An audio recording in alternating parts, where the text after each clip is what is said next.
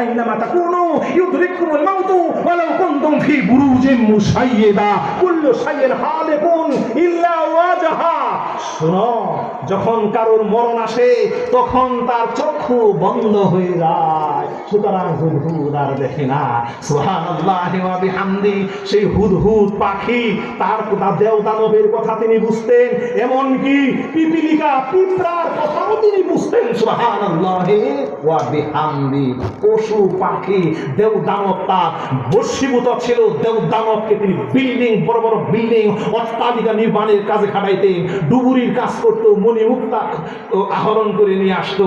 সেই সুলাইমানকেও আল্লাহ রাব্বুল আলামিন একদিন পথের ভিখারি বানাইছিলেন।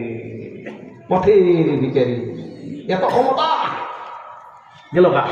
কিভাবে গেলেন সেটা অনেক লম্বা কথা, সেদিকে আমি যাচ্ছি না। হযরত সুলাইমান আলাইহিস সালাতু ওয়াস সালাম যখন ফকির হয়ে গেলেন, কেউ চিনে না। তার হাতের আংটি সেটা এক জিন, দুষ্ট জিনের আকার ধারণ করে তার স্ত্রীদের কাছ থেকে নিয়ে সাগরের মধ্যে ফালাইয়ে দিছে।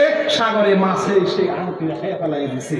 হযরত আল্লাহ পাকের দেখেন কিভাবে তেজস্মাতি আল্লাহ রাব্বুল আলামিন কিভাবে কাকে ধনী করেন, কিভাবে ফকির করেন, বুঝার কোনো সাধ্য কারণ নাই। সুলাইমান আলাইহিস সালাতু ওয়াস সালাম আংটি নাই, এবার কেউ তাকে চিনে না, পাখিরাও না, দেও দানব কেউ না। তিনি তো একদম নিঃস্ব হয়ে গেছেন। এক পর্যায়ে ক্ষুধার তাড়নায় নদীর ধারে গেছেন, নদীর কাছে গিয়ে বলতেছেন, ও ছেলে ভাই, আমি তো সুলাইমান পয়গম্বর, আমাকে একটা মাছ দাও, আমাকে একটা মাছ দাও, আমি ক্ষুধার্ত, আমি আমার জঠরের জ্বালা নিবৃত করার জন্য একটা মাছ তোমার কাছে চাই, একটা মাছ দিয়ে আমাকে সাহায্য করো, আমি আমার জঠরের জ্বালাকে আমি নিবৃত করব। তখন জেলেদের মধ্যে প্রতি একজন আইয়া কিছু উত্তম মধ্যম কিছু দিল, কিছু গিল বসে কিছু দিল। বেটা তুই মাছ চাবি চা, আমার তোমাদের সুলাইমান পয়গম্বর আমি কত বড় মিথ্যক। এক পর্যায়ে সুলাইমান সাল্লাম রক্তাক্ত হলেন, শরীর থেকে রুধির তার সুনিত ধারা রক্ত ধারা যখন শরীর থেকে দরদর করে পড়ছে, তার চাঁদা নদীর মধ্যে তিনি নামছেন।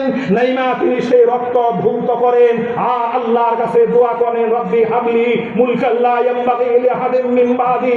আল্লাহ তুমি আমাকে মন রাজত্ব দাও, এমন ক্ষমতা বানাও, ও আল্লাহ আমার পরে যেন এই পৃথিবীর বুকে আর কেউ আমার মতো রাজত্ব না পায়। সুবহানাল্লাহি ওয়া বিহামদিহি।